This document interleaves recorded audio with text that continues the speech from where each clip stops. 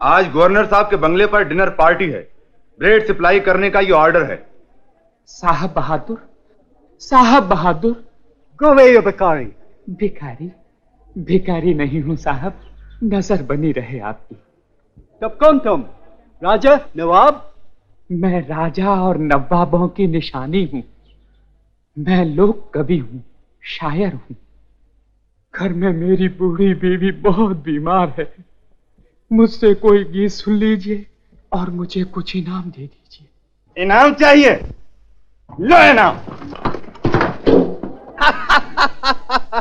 राजा नवाबों की कहानियां सुनाने वाले इसी तरह माटी में मिला दिए जाएंगे। लेकिन ये माटी तो रहेगी। हाँ, सिर्फ वही रहेगी। अब रानी का राज आया है। अंग्रेज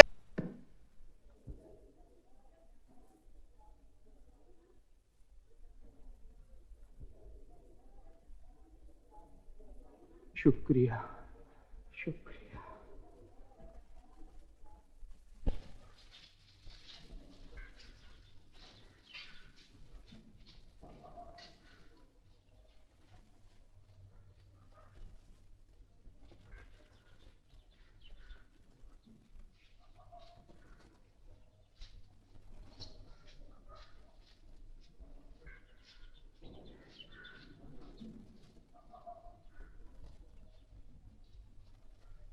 कौन? नौरंग जी? इधर कहां से? छावनी में गीत सुनाने गया था। छावनी में किसे? फिरंगियों को? अंग्रेजों को? हाँ, जब हिंदुस्तानियों ने कान बंद कर लिए तो अब जो सुने वही सही। ये हाथ में क्या है? ये हिंदुस्तानियों को अंग्रेजी राज की भेंट। फिरंगियों के हाथ की रोटी खाएंगे आप? अब तो नवरंग को जो मिलेगा वही खाना पड़ेगा। राजा गए, नवाब गए, ठाकुर गए, रसिक गए। अब ये नवरंग रह गया और उसकी भूख रह गई। क्या हालत हो गई है बेचारे की इस बुढ़ापे में। इसी नौरंग ने अपनी जवानी में ठकुरायत में धूम मचा रखी थी। इसी नौरंग ने अपनी जवानी में ठकुरायत में धूम मचा रखी थी। जवानी में।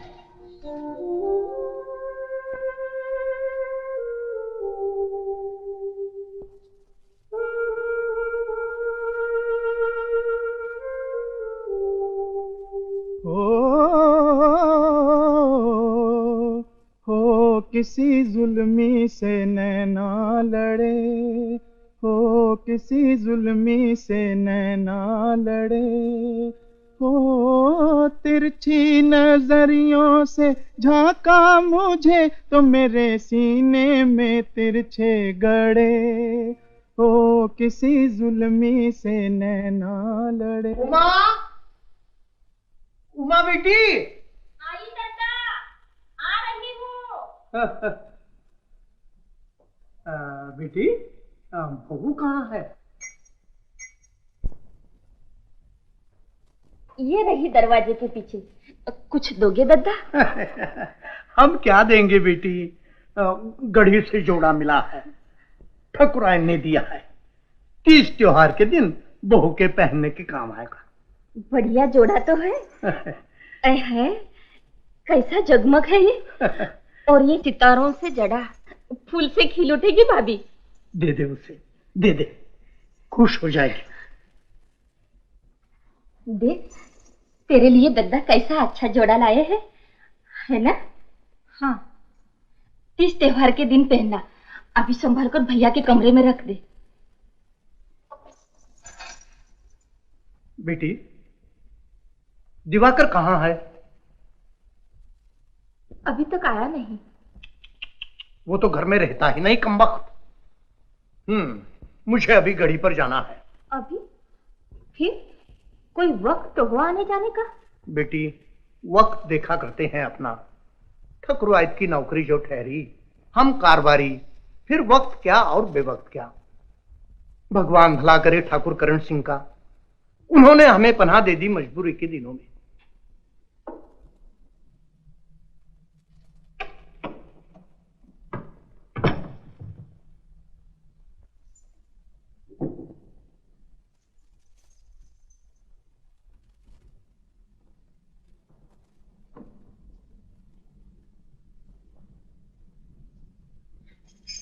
ये क्या, दादाजी हैं घर में, ननद जी हैं घर में।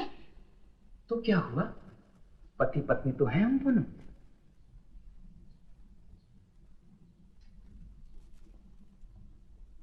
आहा, ये जोड़ा तो बहुत सुंदर है। रुपैला, ये रुपैला लिबास तेरे सुनहरे रूप पर ऐसा लगेगा जैसे सोने की थाली में सितारों का रास रचा हो। जरा पहन लो, इतना तो देख ही लूं कि चंपा के बन में पूनम बरसे तो इस दिल पर क्या बीतती है। पहनो। देख जमुना, मेरी जलती उबलती उमंगों को बेकदरी की राख से न बुझा। ये रुपैला जोड़ा पहन के मेरे सामने खड़ी हो जा, फिर मुझे देखते देखते 2-3 पल खा जा, फिर मेरी तरफ कनखियों से निहार और फिर मुस्कुरा कर अचानक शर्मा जा। मुझे नहीं अच्छी लगती हैं ऐसी बातें। आहा, तेरा गुस्सा भी कितना प्यारा है, जी चाहता है इसे पी जाऊं। गुस्सा कर, लेकिन ये जोड़ा पहनकर तुझे इस रुपैले श्रृंगार में देखने के लिए मेरी आंखें प्यासी हैं। आ मेरे पास आ। छोड़ो ये वाहियात बातें। वाहियात बातें? घर की औरतें पति के सामने श्रृंगार करने को वाहियात बातें समझें तो वो अपना दिल कहां बहलाएं? मुझसे क्या पूछते हो? घरों से इसी तरह झिड़के हुए नामुरादों की भीड़ हुस्न के बाजार में भटकती फिरती है।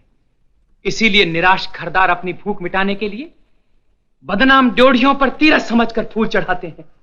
तुम्हें चढ़ाने हो तो तुम भी जाओ, चढ़ाओ।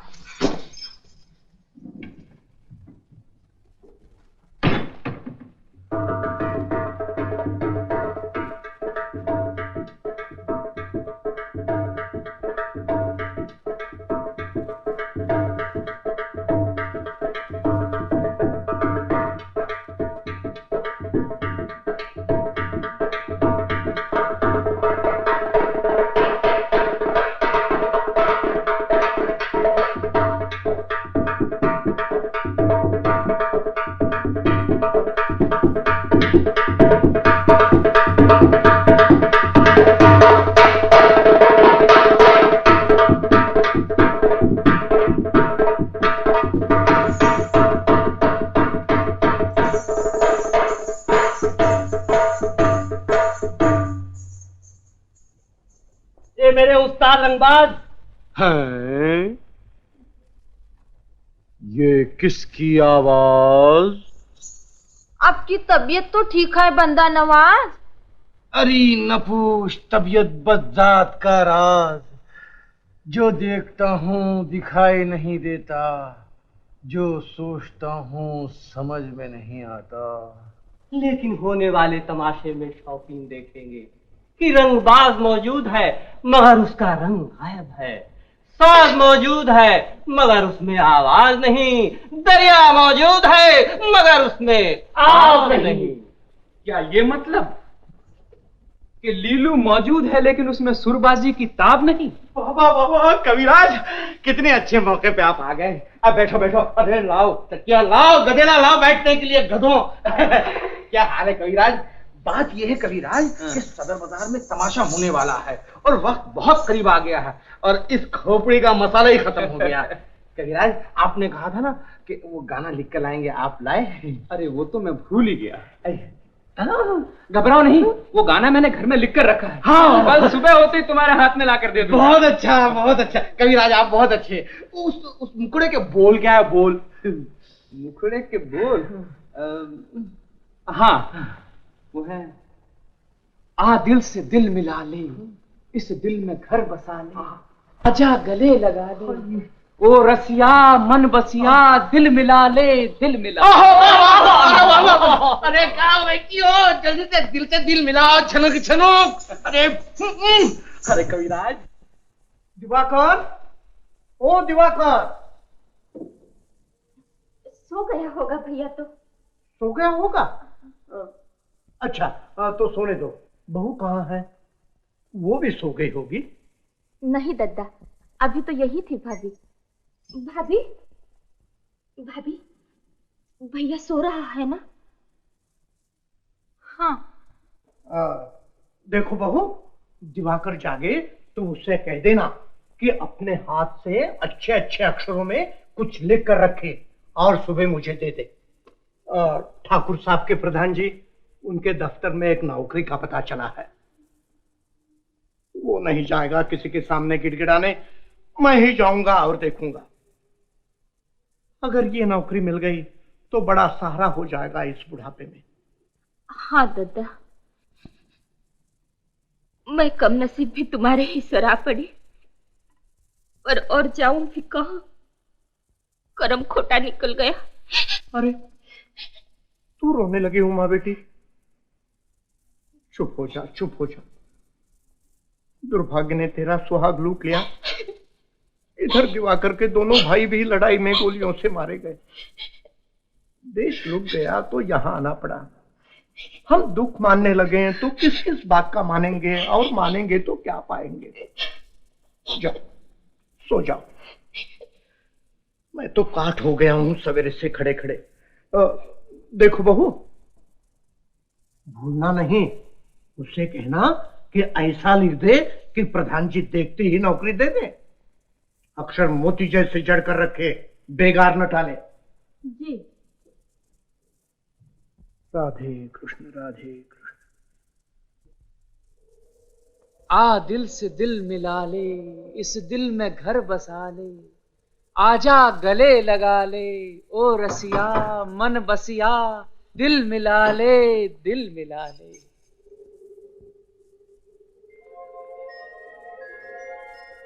जमुना रात के झीने झीने झिलमिलाते हुए आंचल से रुपहला अबीर झड़ रहा है। आ बाहर आ, जीवन की कुछ घड़ियां इस स्वर्ग में बैठकर बिता ले। आना। वाह, ये भी कोई वक्त है बाहर जाकर बैठने का? अभी से क्यों आ गई? सुबह होती तो आती।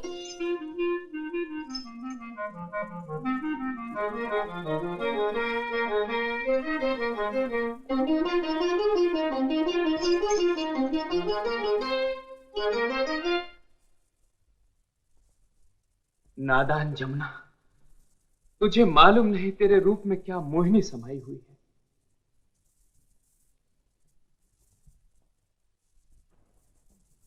अपने सुनहरे तन पर ये रुपहला जोड़ा सजाकर तारों के मंडवे में मेरे पास बैठती तो क्या होता। हवा कितनी ठंडी है, समय कितना सुहाना है। जमुना आ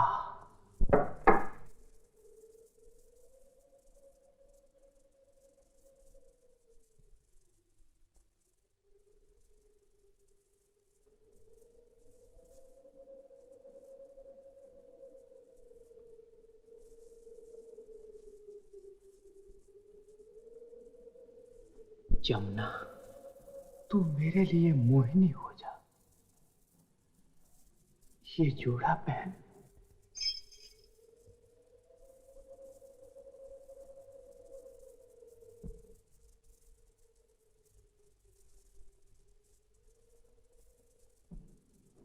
अपना नाजुक सा तन रुपहले पैरन की ओर से झलकने दे। मैं अपने आंखों की प्यास बुझाऊंगा।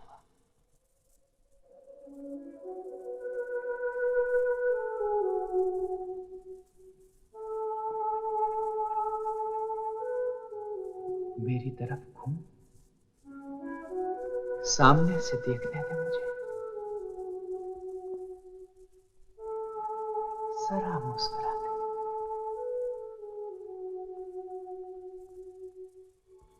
गर्दन झुका, नजर जरा तिरछी। वाह, यह वही मोहिनी मूरत है जिसे देखने के लिए दिल बेचैन था। मोहिनी, पास आ मोहिनी।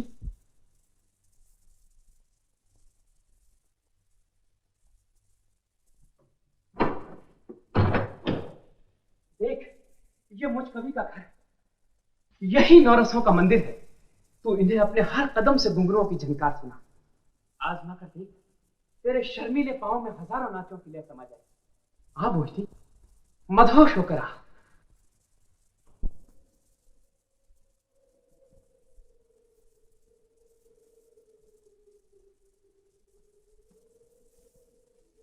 तुम कहां हो मोहिनी?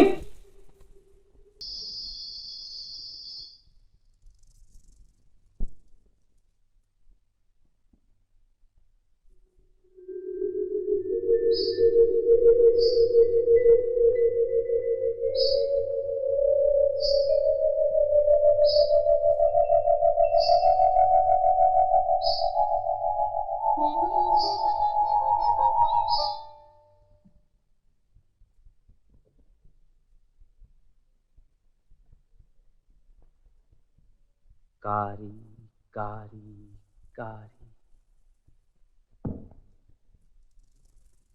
आंधी यारी थी रात।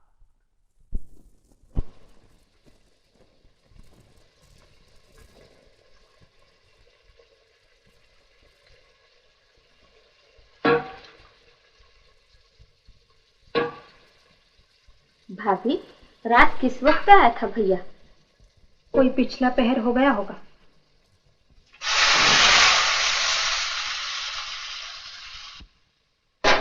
उससे पूछा था कहाँ गया था? कहाँ गए होंगे? वही कहीं गए होंगे तीर्थ करने, और नहीं तो वो बहू, बहू,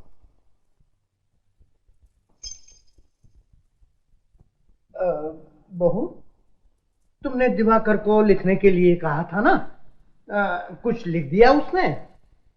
जी लिखा होगा। जा, जो लिखा है ला दे। जा जा। सुन, वो सो रहा हो तो उसे जगाना नहीं।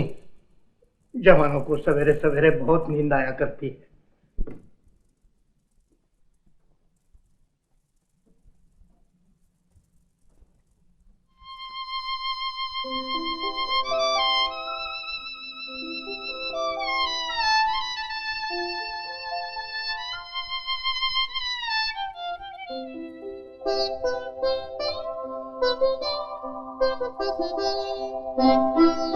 अरे भाई, देर हो गई, क्या करती हो?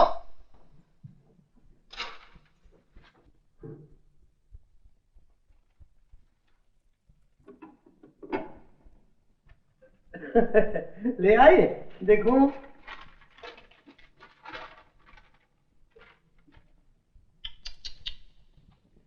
बुढ़ापे कम वक्त में नजर कम कर दी।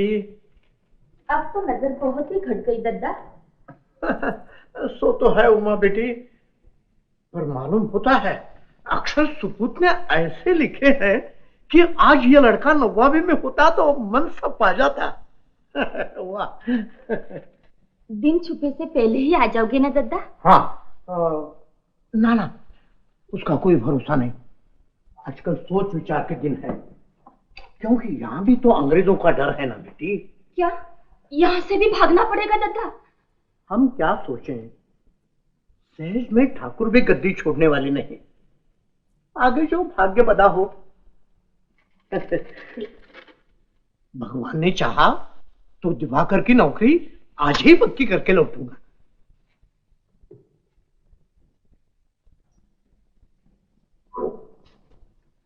उमा, मेरे लिखे हुए कागजों में से एक कागज नहीं मिलता। पता नहीं कहाँ गया। हाँ हाँ, वो भाभी ने दे दिया दद्दा को। तेरे लिए कोई नौकरी आई है। दद्दा उसे लेकर प्रधान जी के यहाँ गए हैं तेरी लिखाई दिखाने। लिखाई दिखाने? प्रधान जी को? हाँ। क्यों, क्या हुआ? मेरे करम।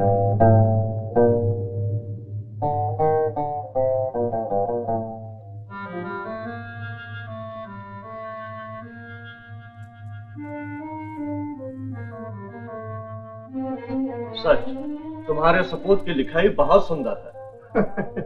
हमारा तो काम ही लिखना पढ़ना ठहरा। मैंने दिवाकर का हाथ पकड़कर लिखना सिखाया है। अच्छा,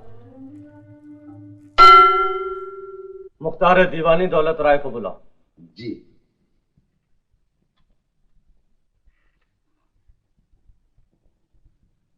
दौलत राय, लिखाई इसे कहते हैं। मोती जैसे अक्षर बनाए हैं, लो।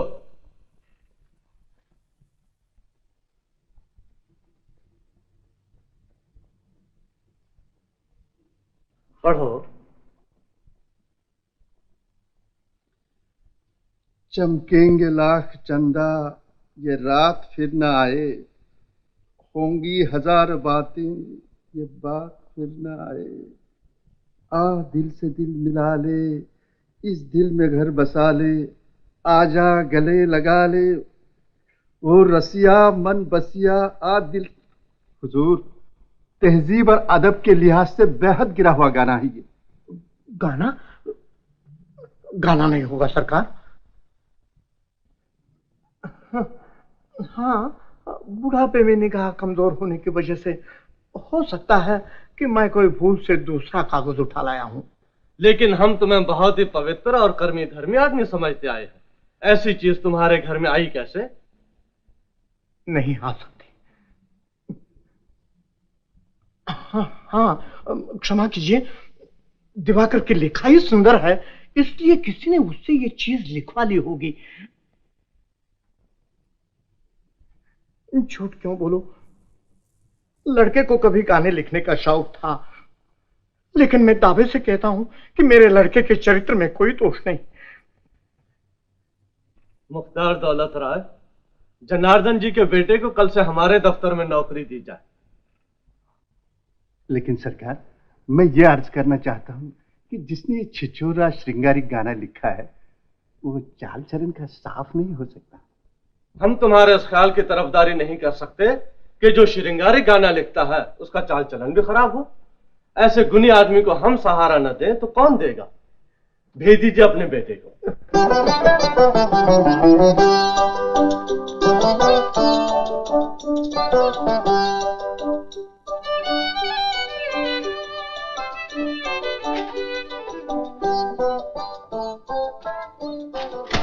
तो कल सवेरे भेज देता हूं दिवाकर को। छिछोरे गाने लिखता है ना तुम्हारा बेटा? नहीं नहीं, तो ये क्या रामायण का दोहा है? मेरे बेटे को आप हजारों में नेक चलन पाएंगे। हर बदचलन बेटे का बाप यही कहा करता है जनाब। भेज दीजिए साहबजादे को। बड़ी मेहरबानी।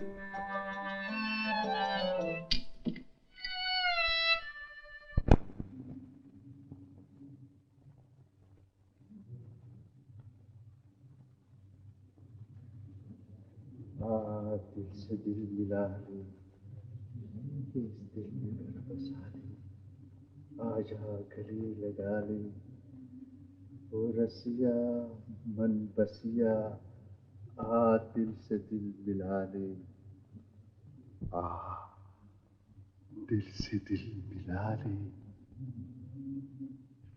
दिल मिला ले, आ दिल।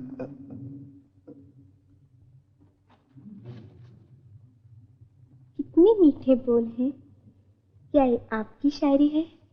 मेरी? आप किस काम के लिए आई थी? मैं दरबारी इकाई का मंजरी हूँ। ये मालूम है मुझे। तनख्वाह बढ़ाने के बारे में आपने अर्जी पेश की है ना? जी हाँ। वो अर्जी ठाकुर साहब के पास मंजूरी के लिए गई है। हुक्म होने के बाद आपको खबर मिलेगी। बहुत बहुत शुक्रिया। अगर कोई हर्ज न हो तो मैं ये कागज ले सकती हूँ? जरूर जरूर।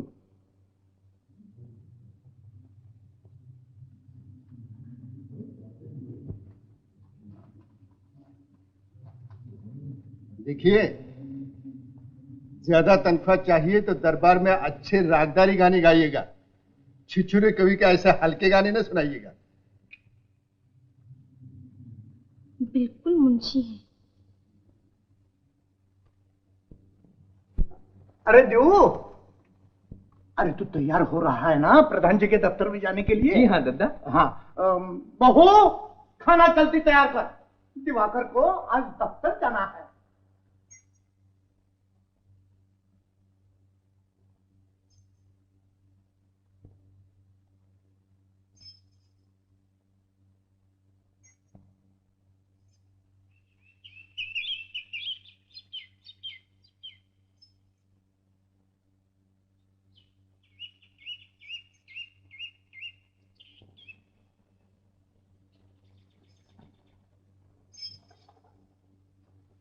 सिर का दर्द रुका या नहीं? सिर का दर्द? किसका? उमा का सिर बहुत दुखता है ना रात में? नहीं तो। फिर भी तू रातें उसी के पास गुजारती है? अपने जी से पूछो क्यों गुजारती हूँ। तुझे नहीं देखना होगा मेरा मुंह। मैं किसी के ध्यान में बाधा क्यों डालूं? ध्यान? कौन किसका ध्यान करता है? मोहिनी मोहिनी कौन भजता है रात भर? जमुना, तू जानना चाहती है मेरी मोहिनी कौन है? मैं कुछ भी नहीं जानना चाहती। जमुना,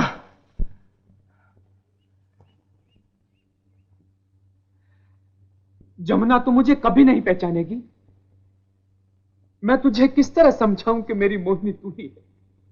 तेरा रूप ही मेरे लिए लाखों गाने रच डालता है। जमुना, तू मेरा दिल समझ ले, मेरा साथ दे।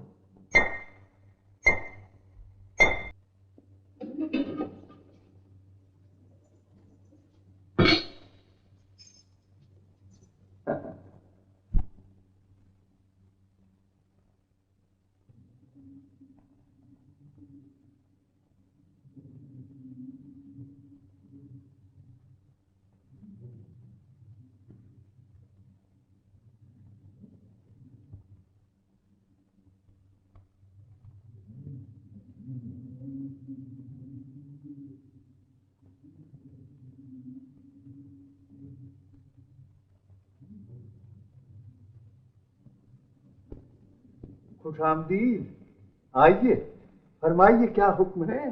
जी, मेरा नाम दिवाकर जनार्दन है। पिताजी ने मुझे नौकरी के लिए भेजा है। दुरुस्त है जनाब, लेकिन दफ्तर दीवानी में तुकबंदी का काम नहीं होता। दरबारी नौकरी के लिए हमें किसी नेक चलन आदमी की जरूरत है। दरबारी नौकरी का नेक चलनी से क्या वास्ता? अरे प्रधान जी आ गए, प्रधान जी आ गए।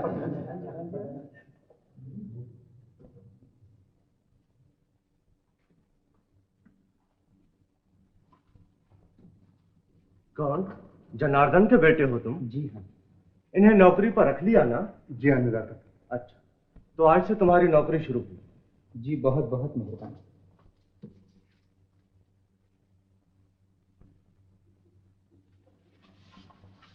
श्री हुजूर ठाकुर साहब नवाब साहब के वकील से मिलने जा रहे हैं।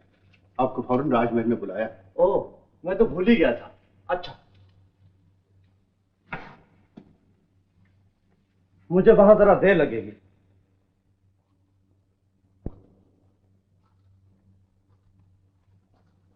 खड़े हो जाओ तहजीब से। मुख्तार दीवानी मैं हूं, तुम नहीं। रामचरण, इन जनाब को अपनी निगरानी में काम दो। जाओ इनके साथ। खबरदार बाप, मोहतरम सरकार आलिए विकार, प्रजा पालन हार, श्री हुजूर ठाकुर करण सिंह बहादुर, सूबेदार वकील मुताल्लिक नवाब जंग बहादुर। आइए तशरीफ रखिए। हम उम्मीद करते हैं कि ठाकुर करण सिंह साहब प्रजा के साथ खैरियत से हैं। सूबेदार साहब, हम ये जानना चाहते हैं कि हम खैरियत से हैं या नहीं। क्या कोई नई बात पेश आई? कुछ परदेसी जासूस हमारी गली के आसपास घूमते देखे गए हैं और उसके बाद हमें यह खबर मिली है कि अंग्रेजी फौजें हमारी रियासत की तरफ बढ़ रही हैं। हम आपको इन हरकतों से खबरदार करने आए हैं। ये बात है। हमने जब आपके नवाब साहब के साथ सुलह की थी तो आपको अच्छी तरह याद होगा इस शर्त पर की थी, अगर हमारी रियासत को फरंगियों से खतरा पैदा हुआ तो आपकी नवाबी फौजें हमारे साथ मिलकर फरंगियों से लड़ेंगी। आप इत्मीनान रखें। इत्मीनान कैसे रखें?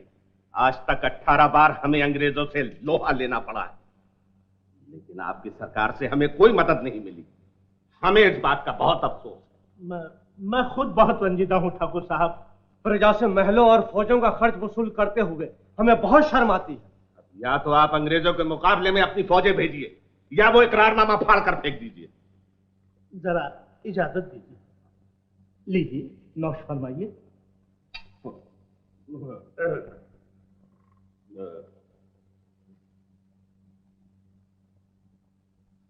मोहतरम ठाकुर साहब, मुबारक हो। मैं आपको एक खुशखबरी सुनाता हूँ। खुशखबरी? हमारी सरकार का पैगाम यह है कि अंग्रेजों ने ऐसा इकरार किया है कि वो हमारे किसी भी इलाके पर हमला नहीं करेंगे। वाह वाह, फिर क्या है? होली का त्योहार आ रहा है, हम आज ही अपनी प्रजा को जी खोल कर रंग खेलने की छूट देते हैं। हम आपको भी दावत देते हैं कि आप हमारी और हमारी प्रजा की खुशी में शामिल हो। नगर की बहुत शोभा बढ़ेगी। अगर कोई खास दिक्कत पेश न आई तो हम जरूर आएंगे। अच्छा, अब हम चलते हैं। खबरदार बाप, मोहतरम ठाकुर साहब तशरीफ ले जा रहे हैं। अरे रंगबाज घर में है क्या? हाँ है तो। अरे आइए आइए। अरे कविराज, क्यों आज कचेरी नहीं गए क्या? गया था ना भाई, नहीं जाने से कैसे निभेगा। अरे मुख्तार दौलत राय ने ये कागजात किसी को पहुंचाने के लिए दिए हैं, तो वहां जा रहा था। ओ, रास्ते में तुम्हारा घर था, सोचा देखते चले हमारे रंगबाज क्या कर रहे हैं। अच्छा किया आ गए। कहाँ जा रहे हो? अरे आओ यार, बैठो। तुम्हारे आने से हमें कितनी खुशी होती है। बैठो बैठो। अरे क्या देख रही है? पान बना। कविराज आ गए। तुम में से लीलू रंगबाज कौन है? ये पूछने वाला अभी मौजूद है ठकुराइत में। कहो क्या काम है? ये दरबार हुक्म है तुम्हारे नाम का। दरबारी हुक्म? आइए दूध पीजिए। नहीं नहीं, दरबारी हुक्म। हाँ। ओह, अरे अरे बुरा हो तेरा, बड़ी लटपटी लिखावट होती है दरबार की, कुछ समझ में नहीं आता, हर्फ ही नहीं उखड़ता। अरे ये हिंदी में लिखा है या फारसी में? कवि राजा, जरा आप ही इसका वेद खोल दीजिए। लीलू रंगबाज को मालूम हो हाँ कि होली के त्योहार पर श्री हुजूर ठाकुर करण सिंह जी बहादुर अपने मित्रों मेहमानों सहित दरबार में रंग खेलकर अपनी प्रजा का मान बढ़ावेंगे। ओह, लीलू रंगबाज अपनी मंडली में साजो सामान लेकर दरबार में हाजिर हो और इस अवसर की शोभा बढ़े ऐसा कोई रंगीला गीत सुना। समझ गया। दस्तखत दौलत राय मुख्तार, दफ्तर दीवानी ठकुराई। अरे ये तो मैं भी पढ़ सकता था।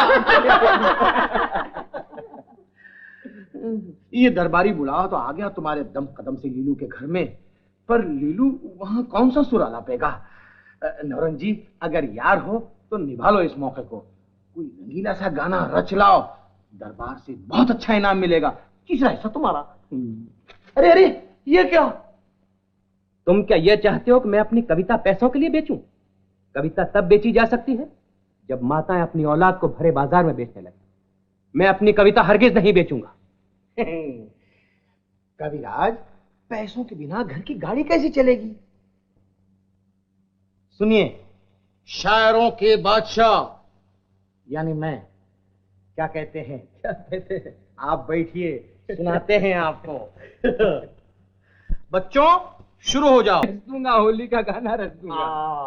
और ठाकुर साहब जो पैसे दें वो तुम रखना। और देखो, दरबार में मेरा नाम न खुले, वरना मेरी नौकरी पर कुठार पड़ जाएगा।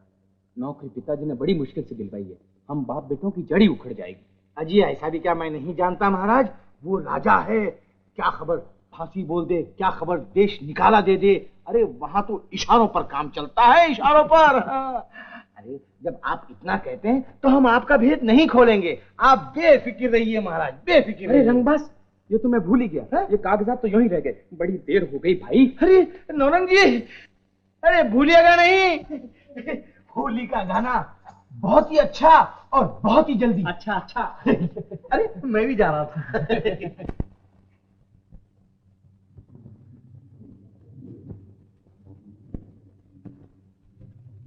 आइए, वो कागजात पहुंचाया आपने? वो साहब मिले नहीं। मिलते कहाँ, वो तो यहाँ सर पटकने आए थे। ये तो मुझे मालूम नहीं, मुझे कोठी पर से पता लगा कि वो इलाहाबाद चले गए हैं। अब अभी इलाहाबाद चले जाइए। आपकी सूरत मुझे कम से कम 8 दिन तक न दिखाई दे। ये कागजात खुद ले जाकर उन्हें दीजिए, बहुत जरूरी है। लेकिन अर्ज ये है कि होली का त्योहार बहुत पास आ गया है, इसलिए। जनाब को क्या रंग खेलने की दावत दी है ठाकुर साहब धर्म फरमा ने? कल सुबह 11 हो जाइए। जी।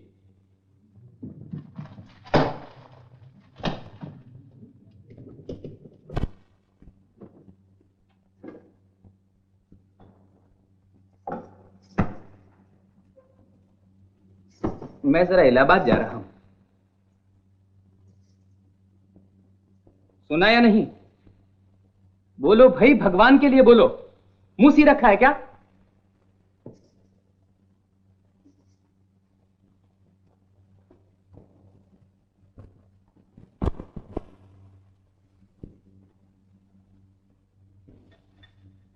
भाभी, भैया इलाहाबाद जा रहा है।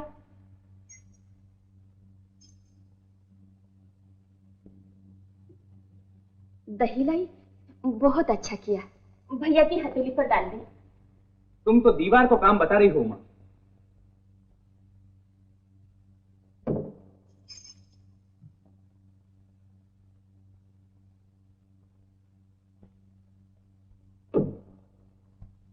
जा रहा हूं।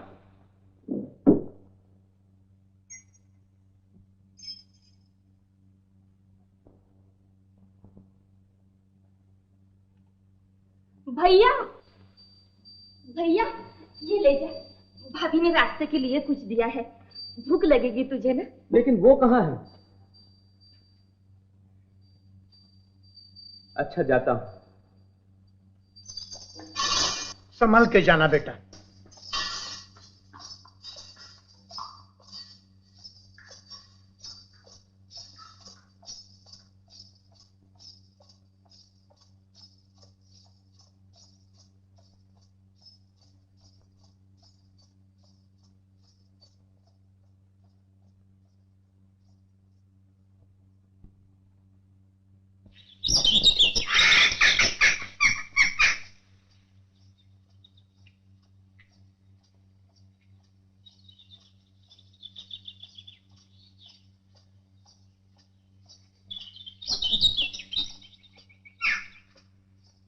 दुनिया में आदमी किसी का मुंह देखकर जीता है, जिसे दिल से भी ज्यादा प्यार करते हैं। उस पत्नी ने गांव छोड़ते हुए इशारे से भी यह न कहा कि मैं तुम्हारे लिए बेचैन रहूं, जल्दी आना। उसने नहीं कहा तो तुम्हारी कल्पना से बनाई हुई वो तो है ना? हाँ, मोहिनी।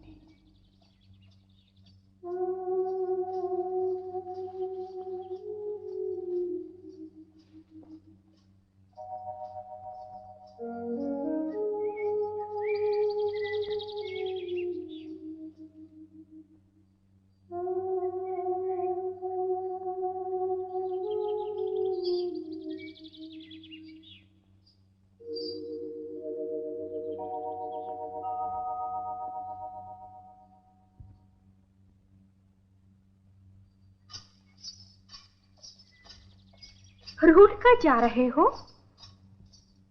इतनी नाराज किस लिए?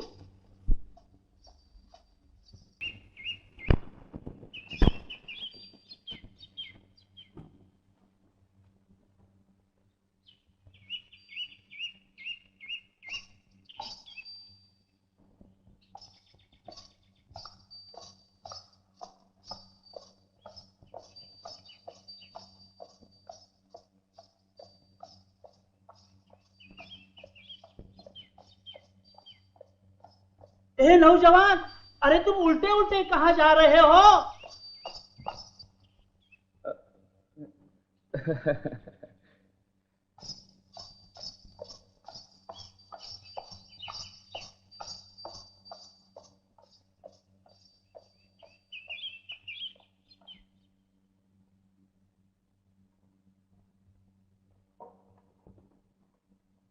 नौरंग जी, ओ नौरंग जी, कौन है भाई? पाए लागेन महाराज, पाए लागेन महाराज। दिवाकर जी हैं? कौन लोग हो तुम? लीलू रंगबाज कहते हैं मुझे। ये चेले चाटे आप ही के गुलाम है। अच्छे हुनरबाज है, आपकी दया से कमा खा लेंगे एक दिन। दिवाकर जी है? दिवाकर नहीं, यहाँ इलाहाबाद गया है सरकारी काम से। भला आवेंगे कब तलक? भाई कब आवेंगे कह नहीं सकता। ओह, अब पड़ गई लीलू की नैया भंवर में। परसों मुजरा देना है और अपने इस यार का पता नहीं। जरा सुनिए मेरी बात। चलो यहाँ से। नहीं, मेरी मुंडी निकल, मुंडी निकल यहाँ से। कौन था दद्दा? अरे वही, क्या नाम, लीलू की जाने पीलू। वो तमाशगिर दिवाकर को पूछ रहा था। तू बहू से पूछ, वो फिर तो नहीं बैठने लगा इन लुच्चों की संगत में।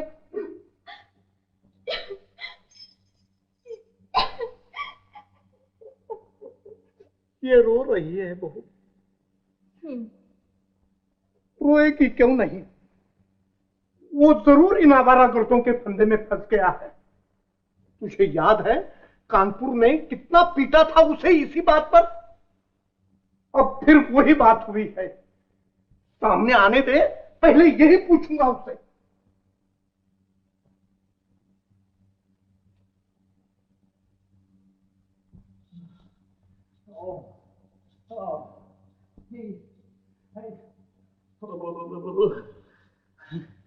सब लोग आराम से बैठे हैं।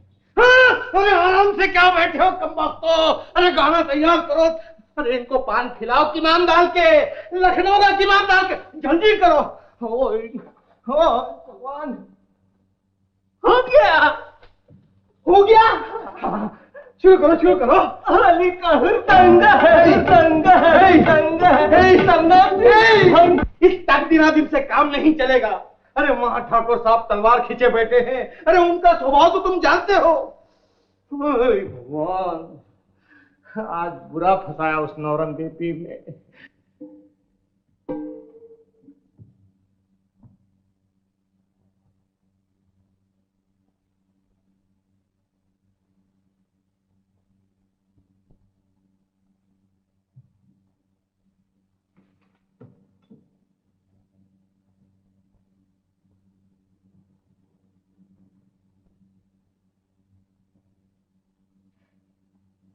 भैया, ये क्या लिखने लगा आते ही? एक गाना लिख रहा हूँ। गाना? भगवान ने तुझे सोने जैसी पत्नी दी है, उसे देखकर तो ये चाल छोड़ दे। उसे क्या देखूं? पत्थर का सा मुंह खुला है तो खुला ही है, बंद है तो बंद ही है। फिर चाहे उस पर फूल चढ़ाओ चाहे बताशे, वो तेवर ही नहीं बदलते। अब तक मैं भी इस बेचारी को ही दोष देती थी, और अब मुझे तेरे सारे लक्षण मालूम हो गए हैं। उमा, तुम तो उस पगली की बातों में आ जाती। अरे पगला होगा तू। मैंने अपनी आंखों से पढ़े हैं ये सारे वेद जो तूने लिखे हैं। अगर तेरे ये चरित्र ठाकुर जी के कानों तक पहुंच गए तो तुझे और मुझे दोनों को देश ठिकाना दे देंगे। शर्म लिहाज छोड़कर घर में अच्छी भली पत्नी के होते हुए बाजारों में भटकता फिरता है तू। बोल, किस पिशाची का नक्शिक बखान कर रखा है इन मंतक के कागजों में? बता, कौन है ये कमबख्त मोहिनी? बड़ों के सामने बोलना नहीं चाहिए, लेकिन आपको गलतफहमी हुई है, इसीलिए कहता हूं कि सोते जागते आपकी बहू के सिवा किसी भी दूसरी स्त्री का रूप मेरे सामने नहीं आया। मुझे अभी लिखने दीजिए, कल मुझे देना है ये गाना। नहीं, ये काम मैं इस समय न करने दूंगा। अच्छा भैया, क्यों भैया?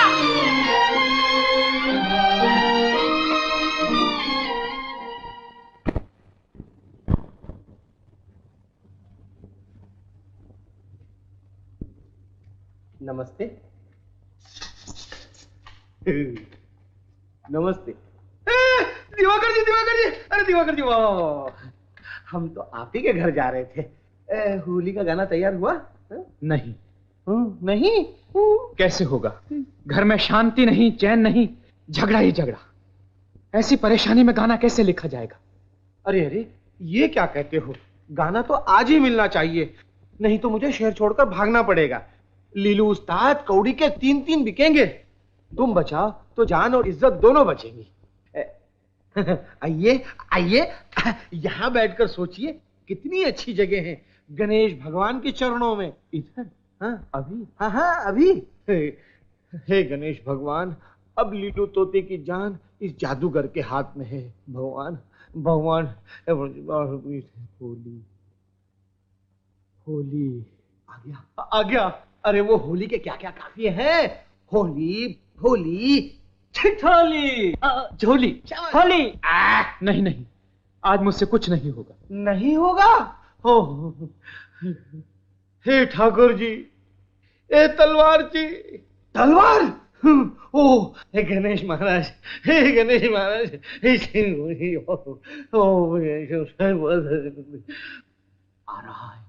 आ रहा है।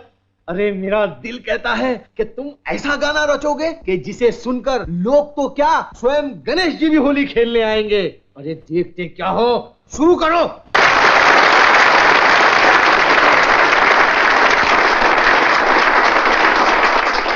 वाह वाह लीलू उस्ताद, वाह वाह।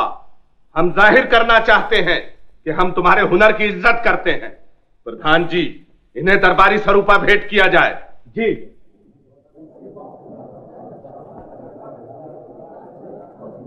आओ, हमारे पास आओ।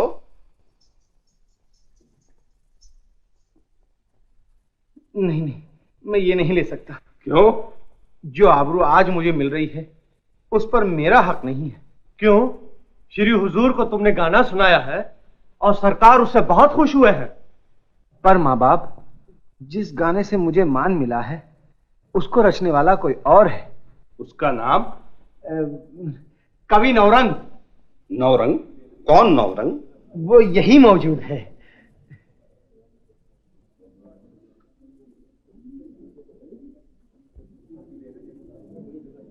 अरे दिवाकर जी,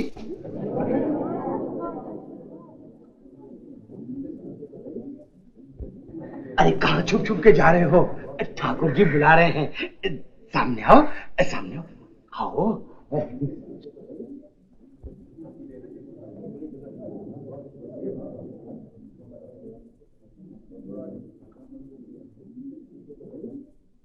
अन्नदाता, यही वो कवि नौरंग है जिन्होंने होली के गाने में रंग भरा। वाह वाह वाह वाह, आज हमें एक नया कलाकार मिला। हम बहुत खुश हुए। हम तुम्हारी कला को अपने दरबार की शोभा समझते हैं। आज से हम तुम्हें राजकवि का खिताब देते हैं। जनार्दन जी, लाओ ये स्वरूपा। ये क्या? ये दरबारी तौहीन है, किसी हुजूर के मौजूदगी में किसी गैर की ताजीम की जाए। अन्नदाता, ये मेरे पिता है। अच्छा, तो जनार्दन जी ये तुम्हारे सुपुत्र हैं? धन्य है इनके माता पिता। जनार्दन जी, तुम्हारे सुपुत्र ने हमारी नजर में तुम्हारी और दुनिया की नजर में हमारी ठकुराइत की इज्जत बढ़ाई है। आओ आओ राजकवि।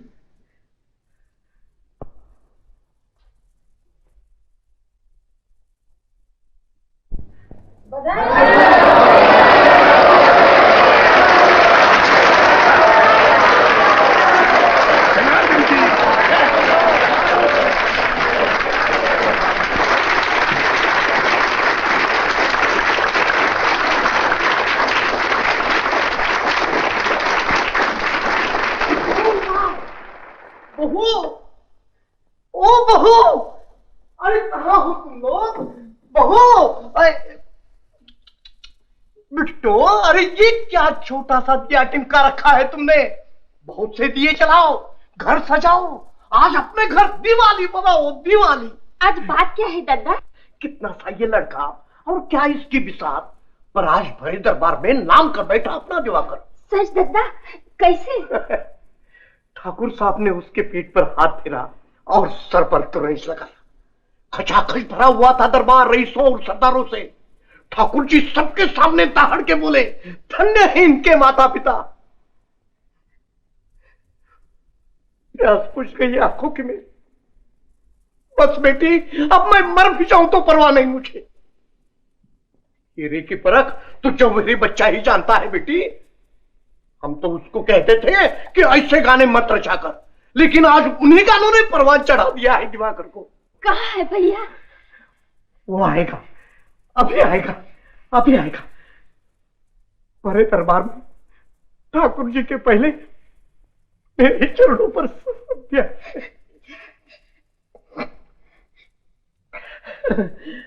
वो आएगा।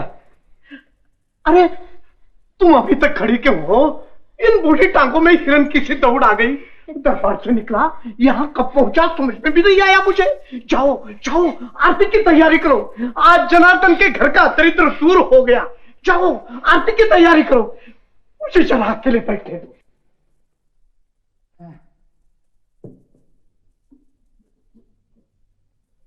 आया होली का त्योहार, उड़े रंग की बौछार, तू है नार नखरेदार मत वाली रे, आज मीठी लगे है तेरी गाली रे। अरे जा रे हट नटखट ना छोर मेरा घूंघट, पलट के दूंगी आज तुझे गाली रे, मुझे समझो ना तुम भोली भाली रे। आहा,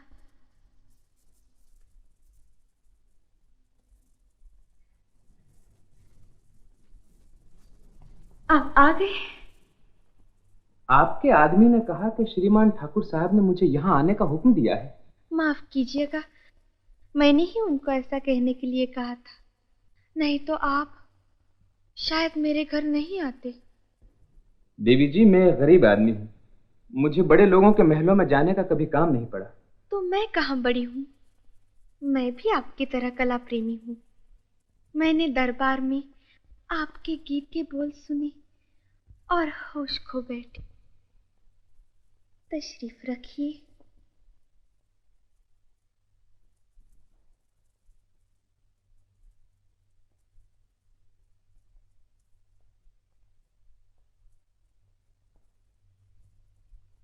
लेकिन आप कौन हैं? मेरा नाम मंजरी है। मंजरी? जी, मैं दरबारी गायिका हूँ। देश लुट जाने की वजह से आजकल ठाकुर साहब की पनाह में दिन गुजार रही हूँ। आप बहुत थके हुए दिखाई देते।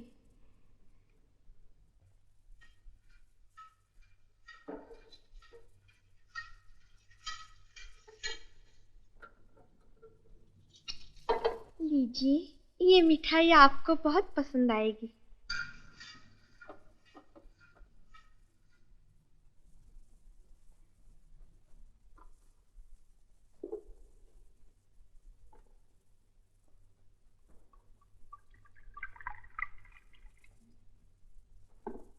और ये बहुत दूर देश से आई हुई अंगूरी शराब है, आप पीकर खुश हो जाएंगे। लीजिए।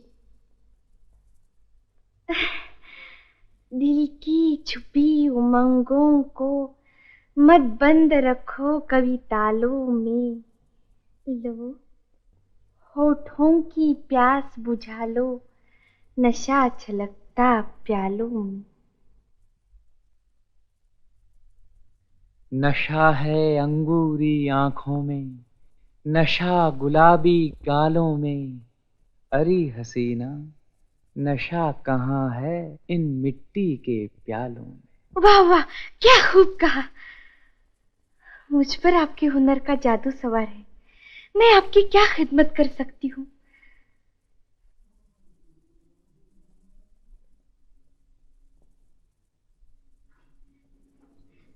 ये लीजिए, इसमें कुछ रुपए हैं।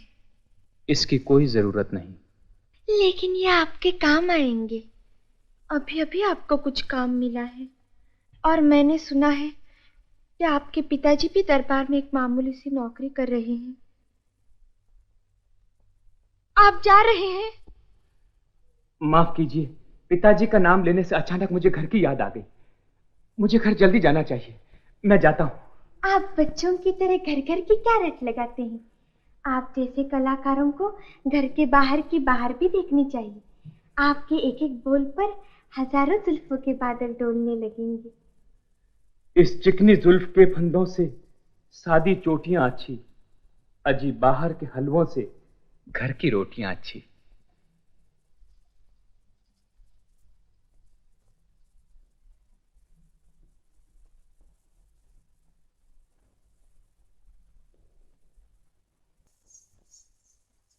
हुजूर कब पधारे?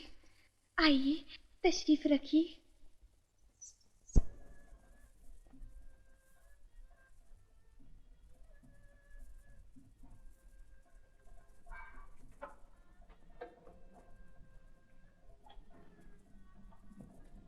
आ गया तू भैया? ठाकुर ने तेरी इतनी बड़ाई की, दद्दा ने हमें कह दिया सब कुछ। रात भर तेरी राह में जागते रहे, अभी दद्दा तुझे ढूंढने बाहर गए। कहाँ रहा अब तक? वो सब बाद में बताऊंगा। मुझे बहुत भूख लगी है। रात को गायिका मंजरी ने मुझे धोखे से बुलाया, तरह तरह के पकवान मेरे सामने रखे, लेकिन तुम्हारी कसम मां, मैंने उन्हें छुआ तक नहीं। मैं ये नहीं भूला कि मैं एक घर गृहस्थ और खानदानी हूं। राज कृपा से मुझे तुम घर वालों की कृपा अधिक लगती है। उमा, उमा मेरी मां नहीं। तुम भी मेरे साथ कठोर बर्ताव करोगे तो मैं कहां जाऊंगा? चल भैया, चाहे कोई कितनी भी आबरू पाले, घर का प्रेम कहीं नहीं पाएगा।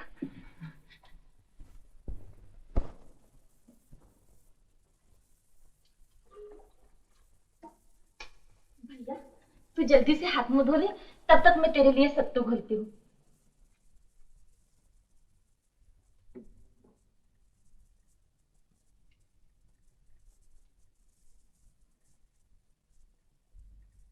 उई भैया, देख भाभी ने सत्तू खोल ही रखे हैं।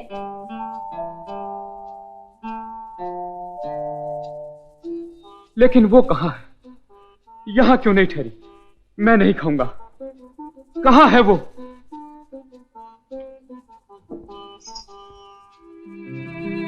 जमुना, जमुना, तेरा गोरख धंधा मेरी समझ में नहीं आता। अनोखा ही नाता रखती है तू मुझसे। सोते में तो मुझ पर चादर उड़ाती है, भूखा हूं तो सत्तू खोल कर देती है, तो मेरा हर तरह ख्याल रखती है। पर खबर नहीं तो मेरा दिल क्यों नहीं समझ पाती? आखिर मेरा कसूर क्या है? बोल तो सही, गुस्से से ही बोल, पर बोल दे। ये गाने किसका मुंह देखकर लिखते हो तुम? किसी का नाम और लिख देता हूँ। फिर उस मंजरी के घर क्यों गए थे? मैं क्यों जाने लगा? उसने मुझे धोखे से बुलाया। मैं अपने गानों में किसी दूसरी स्त्री का रूप नहीं उतारता, बल्कि तेरी हंसती बोलती तस्वीरें खींचता हूँ। तेरी मुन्नी मूरत, अपने नाजुक से पैरों में सुरीले घुंघरू बांधकर अनोखे नाच नाचा करती है। घुंघरू? मेरे पाँव में किसी ने घुंघरू बांधने का नाम तक लिया तो मैं वो घुंघरू तोड़कर फेंक दूंगी।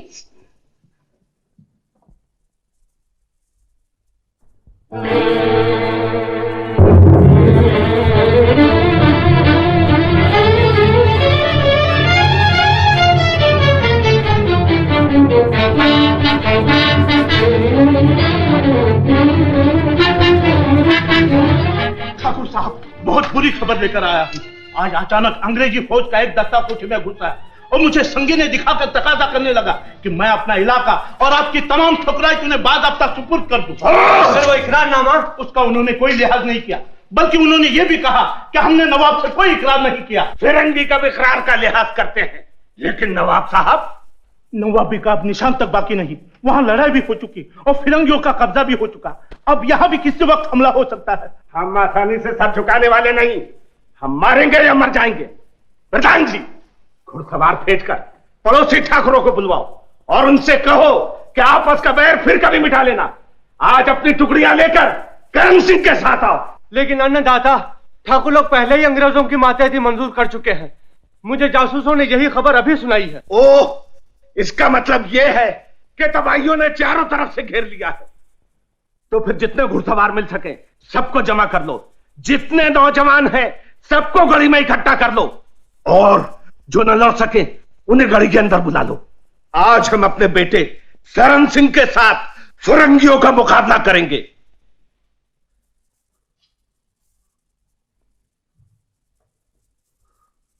युवराज शरण सिंह तशरीफ लाए हैं हुजूर।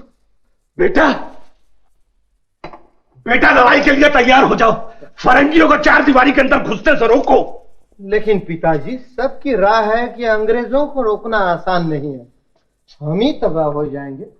खामखा मरने से क्या फायदा। इससे क्या कहा? मुझे तो ऐसा लगता है फिलहाल हम खुद उनको बुला कर लाएं और रियासत का फौजी इंतजाम उन्हें सौंप दें। यानी कत्लेआम भी न हो और राजा भी आप बने रहें। क्या मुबारक ख्याल है। दौलत राय का कहना बिल्कुल दुरुस्त है। मैं समझ गया कौन बोल रहा है। तुम नमक हराम और गद्दारों के अंदर मैं पहले तुम्हारे टुकड़े करूंगा। ठाकुर साहब, मेरे जीते जी मेरी रैयत नहीं लुट सकती। रैयत के गुलाम होने से पहले मैं खुद मर जाऊंगा, मर जाऊंगा। ठाकुर साहब, ठाकुर साहब,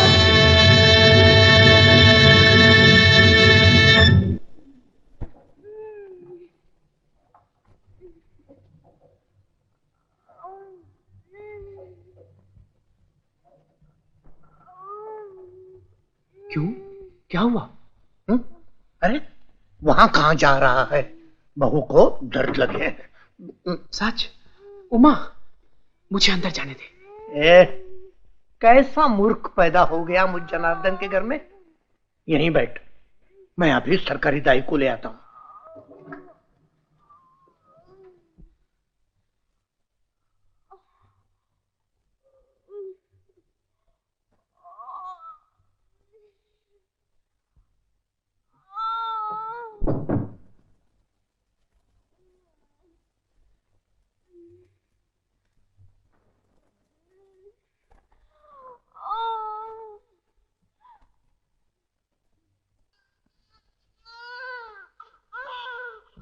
भैया, कुल में दीपक चमका, बेटा हुआ है तेरे। देखो भला। गजब हो गया बेटा, गजब हो गया। ठाकुर करण सिंह बुर्जे पर से गिरकर मर गए। जाने गिर पड़े या खुदकुशी कर ली, उनका शरीर टुकड़े टुकड़े हो गया।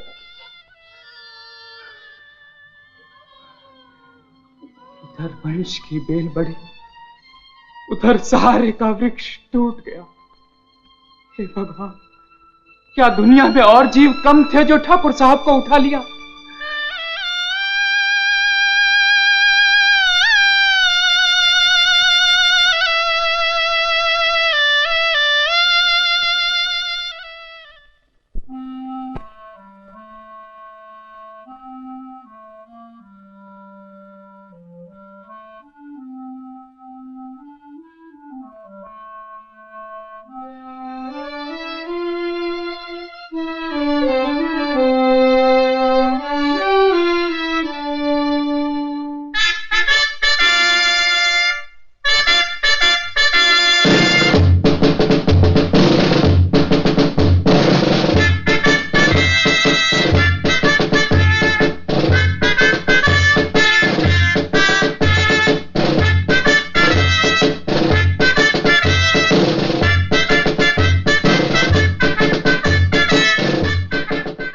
अंग्रेज दोस्तों और रियासत की प्यारी प्रजा, अब वो पुराना और भयावना जमाना बदल गया। आज हमारे और हमारी प्रजा के लिए एक नए जमाने का दौर शुरू हो गया है। आज बहादुर अंग्रेज हमारे दुश्मन नहीं बल्कि दोस्त हैं। हमने अपनी प्रजा के धन और जान की रक्षा इनके ताकतवर हाथों में सौंप दी है। साहब बहादुर ने हमारे पिता की इस छोटी सी रियासत में कई और रियासतें मिलाकर हमें उनका एक छत्र राजा मंजूर किया है। श्री हुजूर पुरनूर श्रीमान राजा शरण सिंह बहादुर। अंग्रेज साहबान को हमारा दोस्त बनाने के लिए मुख्तार दौलत राय ने बहुत कोशिश की है। उनकी बुद्धिमानी और राजभक्ति से खुश होकर अंग्रेज साहबान की राय से हमने इन्हें रियासत का दीवान बना दिया है।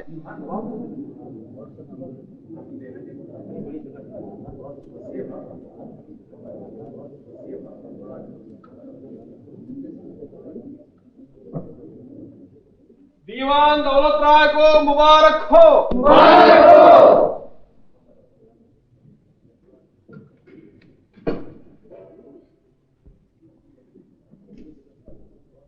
दरबार के आश्रित राजकवि दिवाकर जी नौरंग,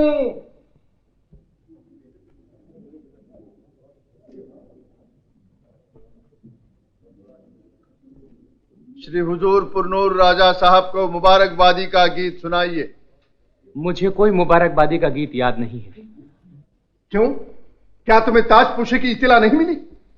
मिली, लेकिन उससे मुझे मुबारकबादी का गीत रचने का जोश नहीं पैदा हुआ।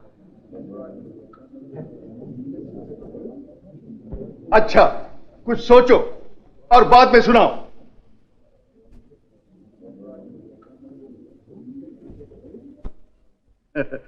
इस निहायत खुशी के मौके पर मैं साहब बहादुर की खिदमत में एक अर्ज पेश करना चाहता हूं कि वे भी कुछ तकरीर फरमाएं। Your excellency, speech please.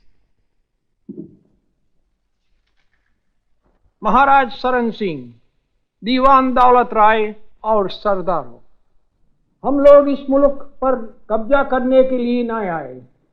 हम ये जाहिर करने चाहते हैं कि हम आप पर अपने मन की माफिक हुकूमत करने के लिए, जुल्म करने के लिए हुक्मशाह यानी डिक्टेटर बनकर यहाँ नहीं आए हैं, बल्कि हम आपका दोस्त बनकर यहाँ आए हैं। हम और आप आज से एक मुल्क की संतान हुई है। आप और हम इस मुल्क की तरक्की करने के लिए हाथ मिलाएंगे।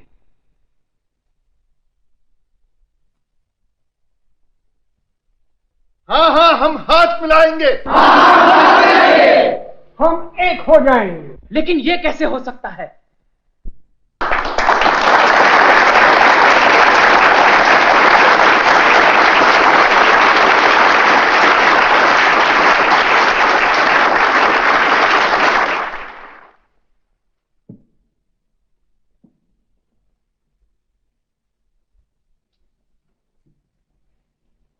आइए, सरकारी परवरिश पाकर भी यह हिम्मत। तुम खुद को क्या समझते हो? एक कवि। क्या यह कवि का काम था कि किसी शाही मेहमान के सामने इस तरह मनचाही बात बके? मनचाही बात कहने के लिए कवि हमेशा आजाद होता है। तुम आजाद नहीं हो, तुम सरकारी परवरिश पाते हो। सरकारी परवरिश कवि का दिल नहीं, सिर्फ जिस्म पालती। जो हरकत तुमने भरे दरबार में खास तौर से अंग्रेजी गवर्नर के सामने की थी, उस हरकत पर तुम्हारी तमाम दरबारी रियायतें जब्त हो सकती हैं। जी, लेकिन मैं ये चाहता हूं कि इस दिक्कत के जमाने में न आपकी तमाम दरबारी रियायतें जब्त हों, न आपके नौकरी हाथ से जाए, न आप यह शहर छोड़कर ही जाए। लेकिन ये सब कैसे हो सकता है? आप मुझ पर दीवान दौलत राय की शान में एक गौरव गीत इतना शानदार लिख दें कि वो हिंदुस्तान के घर घर में गाया जाए। लेकिन ये काम आप मुझी से क्यों लेना चाहते हैं? क्योंकि आप मुझे बहुत अच्छी तरह जानते हैं। इसीलिए मैं आपकी शान में गौरव गीत लिखने से इनकार करता हूँ। ये खुददार कवि का कलम वतन फरोशों और रिश्वतखोरों की शान में गौरव गीत रचने में मदद नहीं देता। लीजिए दरबारी सजावटें, गुलामी के साजो श्रृंगार।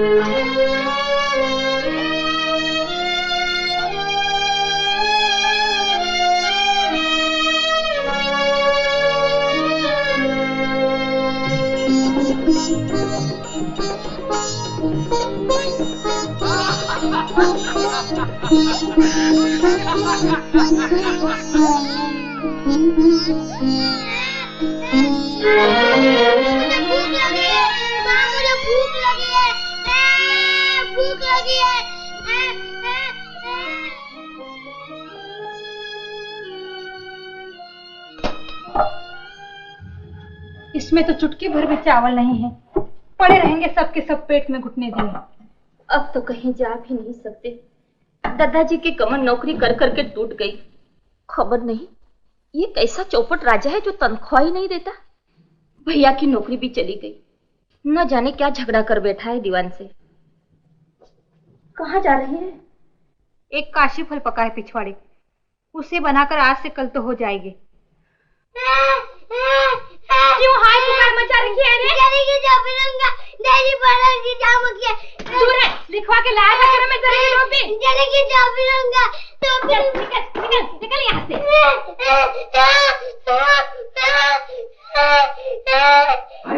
अरे क्या बात? इधर आओ बेटे, क्या हुआ? किसने मारा? क्या बात? मारती है? अच्छा चलो पूछे क्यों मारती है? क्यों जी, क्यों मारती हो इसे? मारू नहीं तो और क्या करूं?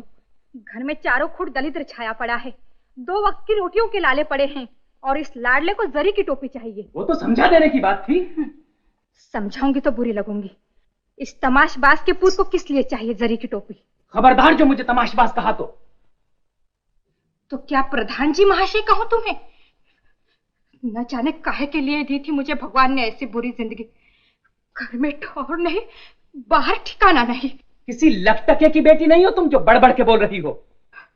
चाहे मैं कंगाल से भी कंगाल की बेटी हूँ, पर मेरे वालों ने आबरू उतार कर नहीं फेंकी, अपना धर्म नहीं छोड़ा है। और हमने ये सब कुछ छोड़ दिया है। तुम तो नचनियों की ड्योढ़ियों पर फूल चढ़ाते फिरते हो, गली गली में लिलुओं पीलुओं के पीछे पीछे फिर रहे हो, टुनटुना उठाए। 100 बार समझा चुका हूं तुम्हें, लेकिन तुम्हारी समझ में कुछ नहीं आता। क्या समझा चुके और क्या समझाओगे? यहाँ 12 बरस से पापड़ बेल रही हूँ, आज तक मन मसोसे रहे। अब नहीं देखी जाती तुम्हारी मोहिनी माया। छिछोरे लोगों की संगत छोड़ दो, गाना बजाना छोड़कर अपना अच्छा खासा घरवा संभालो। नहीं तो क्या करोगी तुम? चले जाऊंगी मायके। तो चली जाओ मायके, जाओ मैं कहता हूँ, अब भी चली जाओ। हाँ, जाने की बात तो देख ही रहे हो तुम। घर के दरवाजे पर ताला पड़ गया तो वेश्याओं की खिड़कियां खुल जाएंगी। क्यों रे भाभी, क्या बात हुई? कुछ भी नहीं, भागों की मारे आज बोल उठी हो। करना था मुझे ये कि कहीं कुएं खाई में डूब कर मर जाती।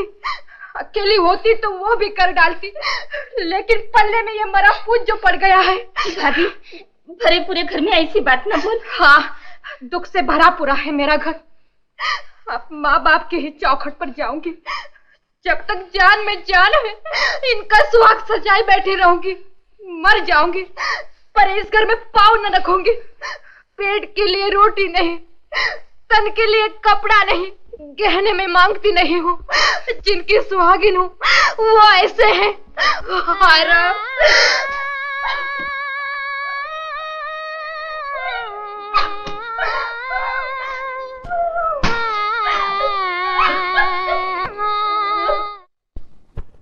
अभी नवरंग जी आए हैं। नवरंग जी? अन्नदाता, क्या उनका यहाँ आना हुजूर की मर्जी के खिलाफ तो न होगा? नहीं।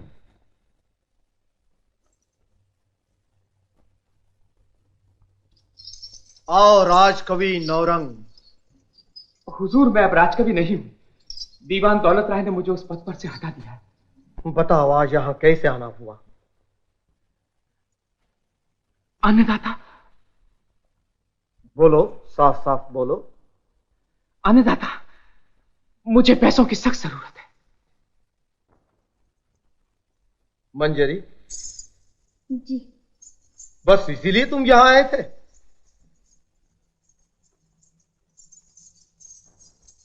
माफ करना, उस दिन मैंने आपका एहसान लेने से इनकार किया था। माफ करना अन्नदाता, मैं आपका एहसान कभी नहीं भूल सकता। मैं आपकी दया का दास हूं। आप मुझे कभी भी याद फरमा सकते हैं। सेवा के लिए हाजिर हो जाऊंगा।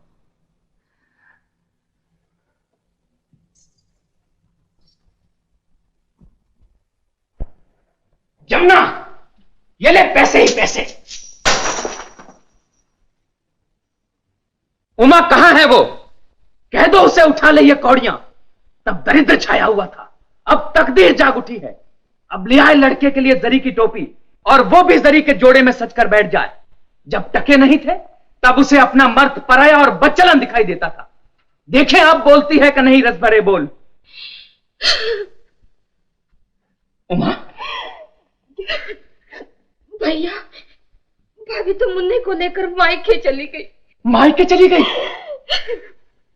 नहीं नहीं, वो नहीं जा सकती।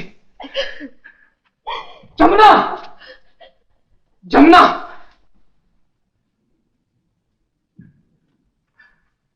जमुना, जमुना।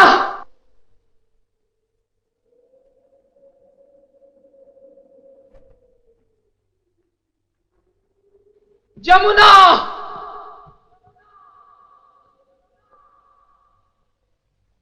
जमुना।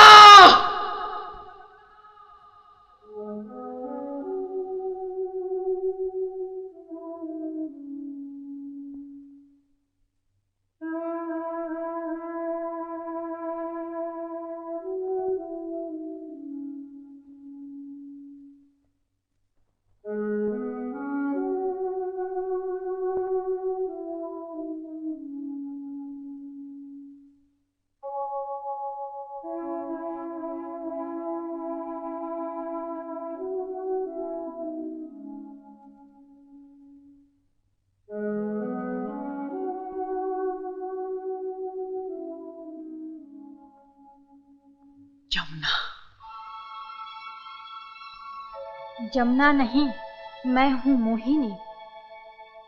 मोहिनी? मोहिनी? मोहिनी, जमुना मुझे छोड़ के चली गई। तू तो मेरे पास आ। ये क्या कर रही है? चांद की नवरस भरी चांदनी मैं इन गगरियों में भर रही हूँ।